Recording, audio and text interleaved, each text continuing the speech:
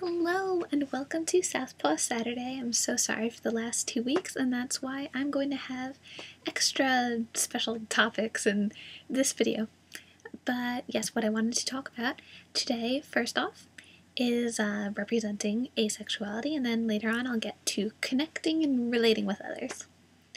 As for representing asexuality, sometimes, I joke about the ace stereotypes, things like, all asexuals like cats and cake and drinking tea and British TV shows like Doctor Who, and yeah, it's all true, but no, it's not. What I value a lot about the community is the diversity. Some people like some things, some like others, some people are demisexual, some people are some asexual compromise with sexual partners, some are celibate, there's so much diversity, and it's grand, it's absolutely grand. And so I've mentioned in other videos how, and others have mentioned this too, in the Gold Star asexual videos, that there's no, like, ideal asexual who should represent the community. Anyone who wants to be a representative should be a representative. What I also wanted to talk about is I get asked a lot of questions sometimes about people who want to be a representative, but who aren't comfortable doing so in person because they might not want to come out. And I think there are plenty of options for anonymous ways of spreading visibility, such as leaving flyers around your campus or your neighborhood. I think also writing an article for a newspaper, a journal, a blog, something like that. Spreading awareness in chat rooms, Twitter, Tumblr, various forums on the internet, doing a podcast or a vlog in disguise. Those are all, I'm sure there's plenty of other options that I'm not even thinking of, but if you want to be involved and you want to be an ace representative, I think there are certainly ways that you can go about doing that, no matter how you want to, visible or invisible and all that jazz.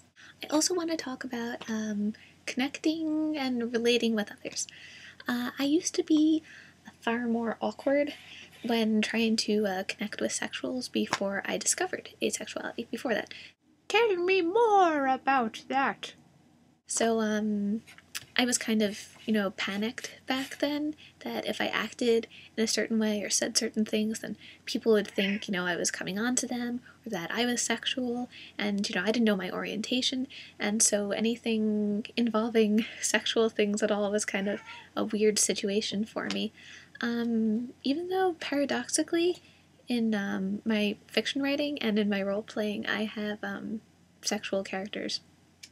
But, yeah, that's throwing a little bit of the influence in the arts topic. You see what I did there? But when I discovered my asexuality, that it was indeed my orientation, all the anxiety evaporated. That is very interesting. I felt more comfortable making sexual jokes and innuendos. Wink, wink, nudge, nudge. What would your mother say about that? Because I was confident in my asexuality. I'm not sure I'm explaining that well, but it's sort of like how knowing how I identified that cleared up all sorts of sexual anxieties for me, and it made me a more confident person in general, I believe. As for relating, I usually don't have trouble relating to others. It makes perfect sense to me that sex is a powerful motivating factor for most people, so, of course, advertising and the media, latch on to sexuality as a way to influence people. Of course, since for me sex has zero motivational power, I see that in life there's so much else that's rewarding, and I wonder, what it would be like if people focused a little more on other aspects of life other than sex, and other than love, too. And although sex and love are naturally rewarding to most people, there's so much more to life. And yes, I would love to know all of your views on those topics, and I hope that made up for my absence. And I'll see you all next week. So stay wonderful.